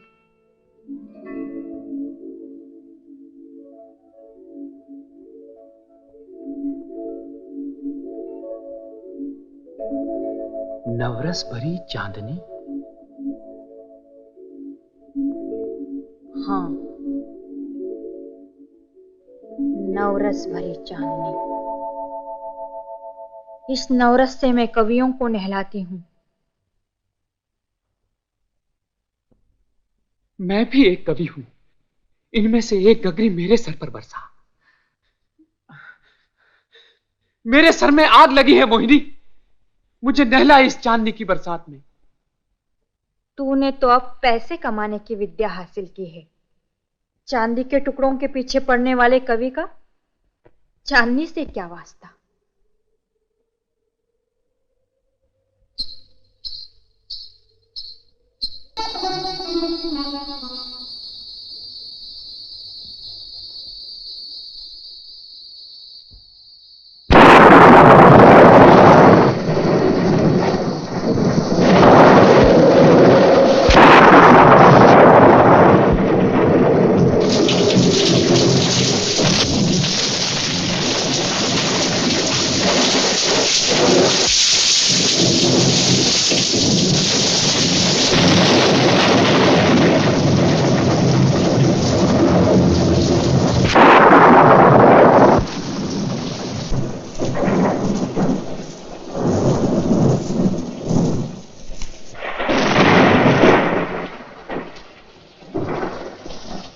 आ गया तू भैया, सब भीग गया। चल कपड़े बदल ले जल्दी से, कुछ हो न जाए। दुख पे दुख चले आ रहे हैं। क्यों, क्या हुआ? दादा बुखार में बड़े भूल रहे हैं। अरे बेटा बेटा पुकार रहे हैं। बेटा जवाब दो। दादा, दादा। जो हाँ दादा।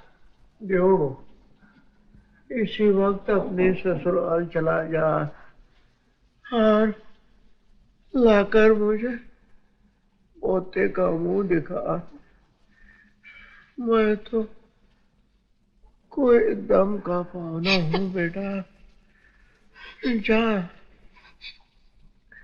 नजर भर के देख तो लूं अपने पोते को, जिसके लिए इतनी माला फेरी थी। जा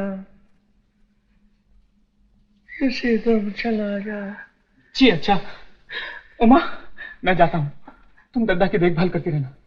ले आता हूँ मुन्ने को। दादा पानी चाहिए?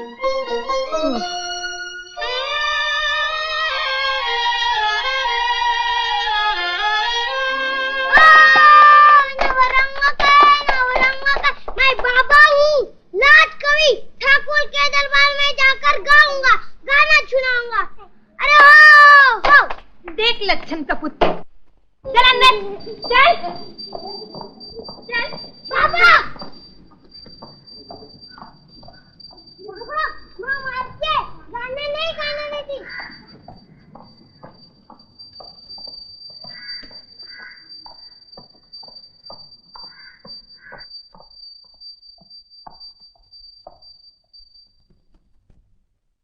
नाना जी, बाबा हैं। चलो अंदर, अंदर गई है माँ।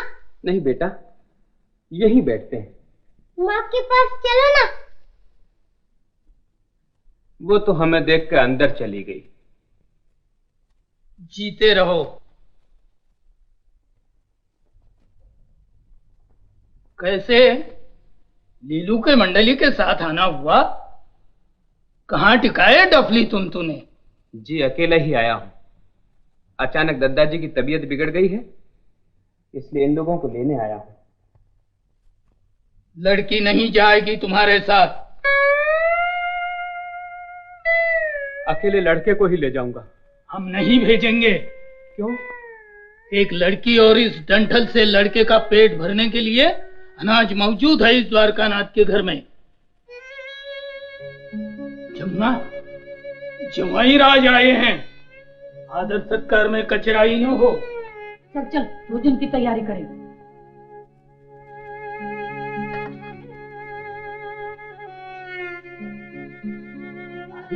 भोजन में वही बाहर करा दो।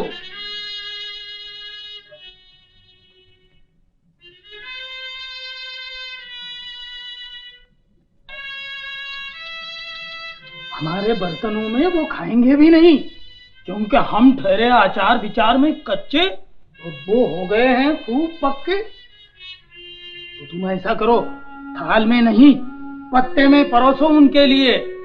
बहुत दूर से आए हैं बेचारे हमें कृतार्थ करने।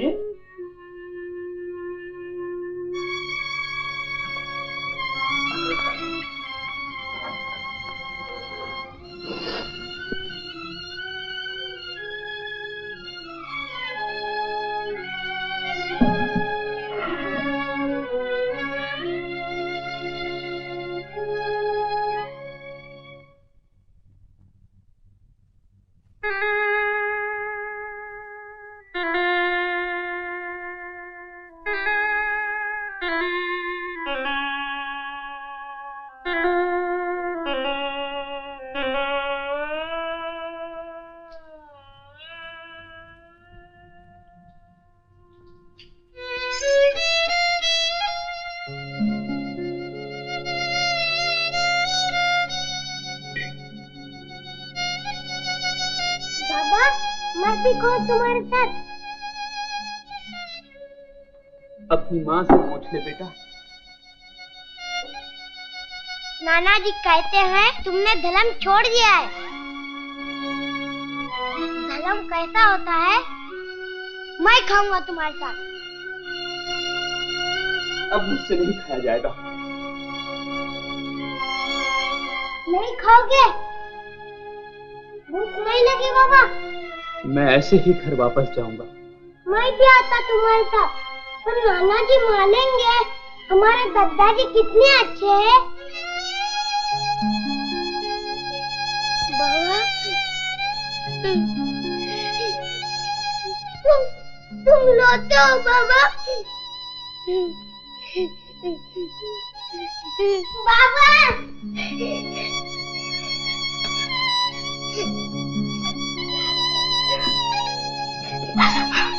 तूने मुझ कम नसीब की कोख से जन्म ही क्यों लिया?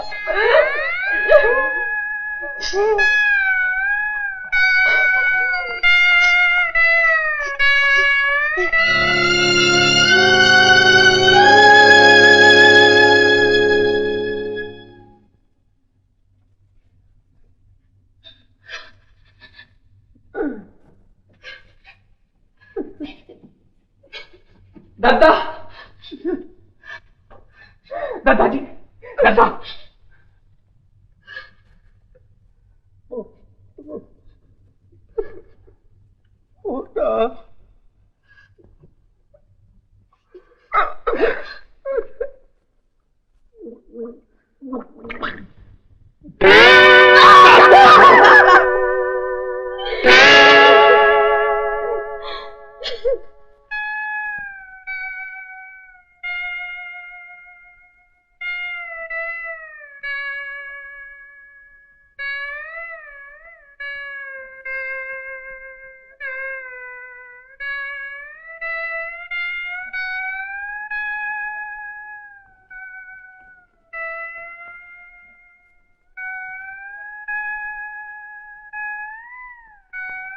ठहरो।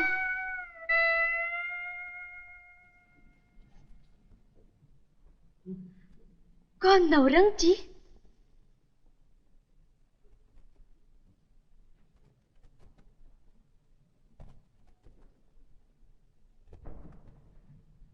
मैं आपको किस हालत में देख रही हूँ? जिस हालत में वक्त ने डाल दिया है। सुना है इन दिनों आप घर पर भी नहीं रहते। अब ठाकुर साहब की सालगिरह नजदीक आई है। उस दिन आपको दरबार में कोई नया गीत सुनाना चाहिए। मंजरी देवी, मुझे अब कुछ सूझता नहीं। मेरी जिंदगी टुकड़े टुकड़े होकर बिखर गई है। उसे इकट्ठा करने में लगा हुआ हूं। मतलब?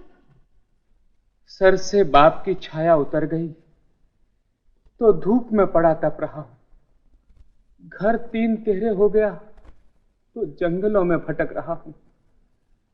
जिस घरवाली का मुंह देखकर गीत रचता था वो मुझे छोड़कर मायके जा बैठी है। मायके जा बैठी है?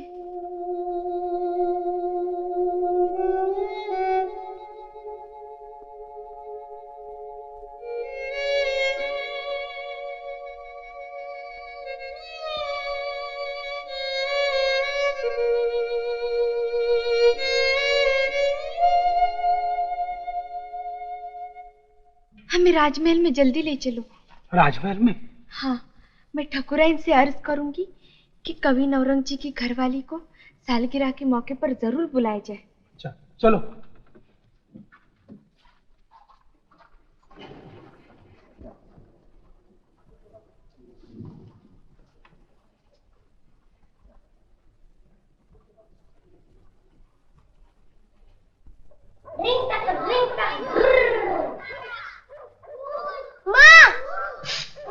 माँ, मैं ऊंट देखने जाऊं? जा।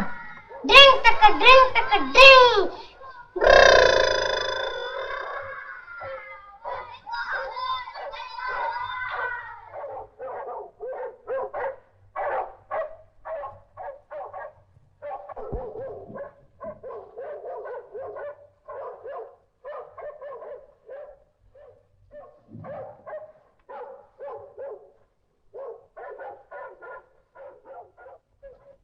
कहाँ से आना हुआ? कौन हो? ठकुरायत का संदेश हूँ, एक सरकारी संदेशा लाया हूँ। सरकारी संदेशा? किसके नाम? श्रीमती जमुना प्यारी, पत्नी दिवाकर जी नवरंग। लाओ, हमें दो। हम जवाब के लिए सरकारी पड़ाव में ठहरेंगे।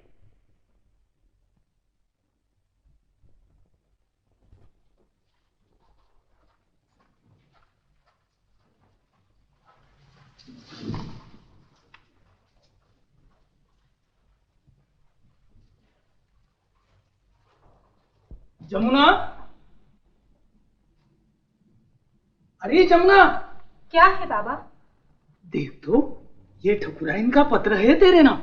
मेरे नाम? हाँ हाँ। क्या लिखा है इसमें? अरे तुझे सालगिरह के मौके पर दरबार में शामिल होने के लिए बुलाया है ठकुराइन ने।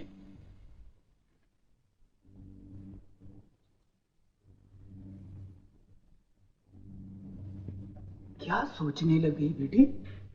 कुछ नहीं, मेरा नसीब, मेरा खोटा नसीब। वो आए तो मुझसे बात भी नहीं की, जैसे कि मैं उनकी कोई लगती ही नहीं। और अब ठकुराइन का बुलावा आया तो मैं वहां जाऊं? मैं नहीं जाऊंगी। लेकिन ठकुराइन का हुक्म टालना ठीक नहीं। क्या करेंगी वो? फांसी चढ़ा देंगी? चढ़ाने दो, मुझे अब जीना ही नहीं। ऐसी जिंदगी से तो मर जाना ही अच्छा है।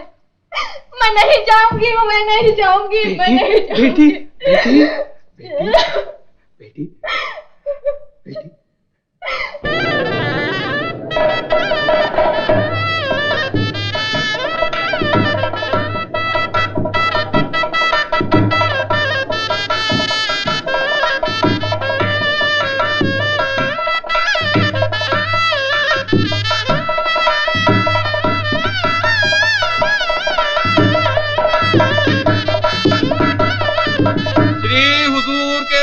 से कवि दिवाकर नवरंग सामने हाजिर हो। खामोश! हुजूर की सालगिरह के अवसर पर कवि नवरंग अपना नया गीत सुनाएंगे।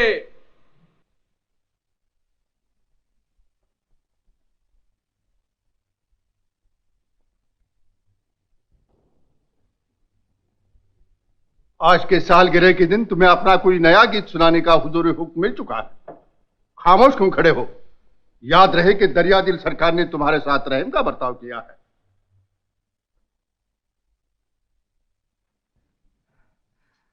महाराज, मुझे क्षमा कीजिए, मुझे कुछ नहीं सूझ रहा। ये हम नहीं मान सकते, तुम्हें गाना सुनाना ही पड़ेगा। भूल गए तुम वो दिन जब तुम मेरी दया के दास बने थे? कहा था कभी भी याद फरमाइए, सेवा के लिए हाजिर हो जाऊंगा। क्या यही हमारी सेवा है? ये हुजूर का खुल्लम खुल्ला अपमान है। इस अपमान की तुम्हें कड़ी सी कड़ी सजा भुगतनी पड़ेगी। अन्नदाता, मैं आपका हुक्म टालना नहीं चाहता। विश्वास कीजिए, मैं सचमुच चाहता हूं कि मैं अपनी जबान से आपको कुछ सुनाऊं और आपको खुश करूं। लेकिन यह कैसे होगा जिसे देखकर मेरे भाव जागते थे, मेरी कविता खिल उठती थी, जब वो ही नहीं मेरी सरस्वती, मेरी मोहिनी।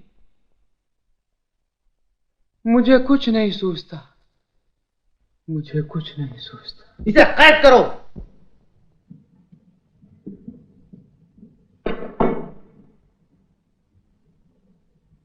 ले जाओ, इसे अंधेरी कोठरी में डाल दो। सच है, मुझे इससे भी कड़ी सजा मिलनी चाहिए। मेरी गर्दन उड़ा दो, मुझे हाथी के पैरों के नीचे दबाकर मार डालो। मैं अब किसी काम का नहीं रहा, मेरा दुनिया में रहना बेकार है। मार डालो मुझे, मार डालो। लेकिन ये कैसी मौत होगी? लोग कहेंगे एहसान फरामोश नवरंग, नमक हराम नवरंग। नहीं नहीं, मोहिनी।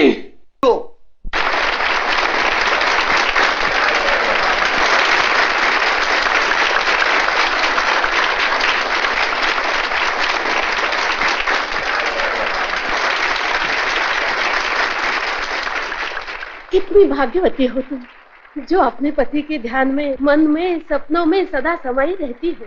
हाँ, मैं भाग्यवती हूँ, सचमुच मैं भाग्यवती हूँ रानी माँ। मैंने अपने भाग्य को पहचाना नहीं था, मैंने अपने भाग्य को पहचाना नहीं था।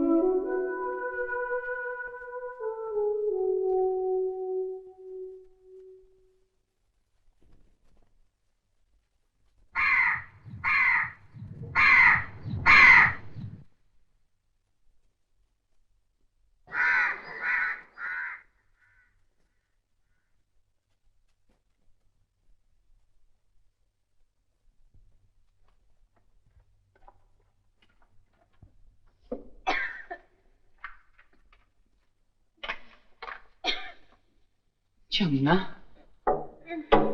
सिर्फ ये मिला और कुछ नहीं। तुमने जिंदगी भर मेरा साथ निभाया, भूखमरी और कंगाली के दिन काटे, अपने बच्चे की तरह मेरी कला को पाला पोसा। मैं कला की धुन में दुनियादारी को भूला रहा। आज मैं तेरे मुंह में एक टुकड़ा डालने के लायक भी नहीं हूं। मैंने हुनर के महलों पर सोने के कलश चढ़ा दिए, लेकिन तेरे घरौंदे पर फूस का छप्पर नहीं डाल सका। मेरा जी घबरा रहा है। ये खाओगी अंग्रेजी रोटी? खा खा। पेट पालने के लिए मैंने नहीं रचे क्या मामूली लोगों और दुकानदारों पर गाने, और दामन फैलाकर कौड़ी कौड़ी नहीं लाया। दीवान दौलत राय की शान में गौरव गीत लिखा था कभी? नहीं। तो मैं भी ये अंग्रेजी रोटी नहीं खाऊंगी।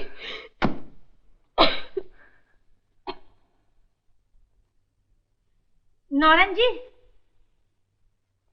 मैं रानी माँ के महल से आई हूँ। रानी माँ के महल से? पधारिए, घर में जरा बीमार हैं।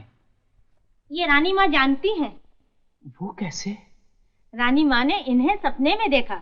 इन्होंने रानी माँ से कुछ विनती की और उन्होंने कृपा की है। मैं कुछ समझा नहीं।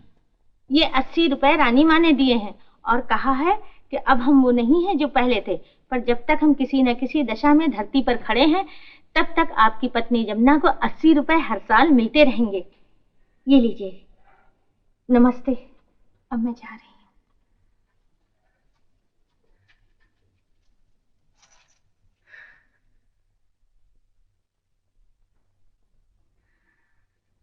जमुना, तेरी माया अपरंपार है। पैदल तो तुझसे चला नहीं जाता। मेरी जमुना सपने में उड़कर रानी माँ से दिवाकर के लिए रकम ले आई। वो जमुना नहीं, मोहिनी थी। तुम्हारी जमुना अब बूढ़ी हो गई। रानी माँ के सपने में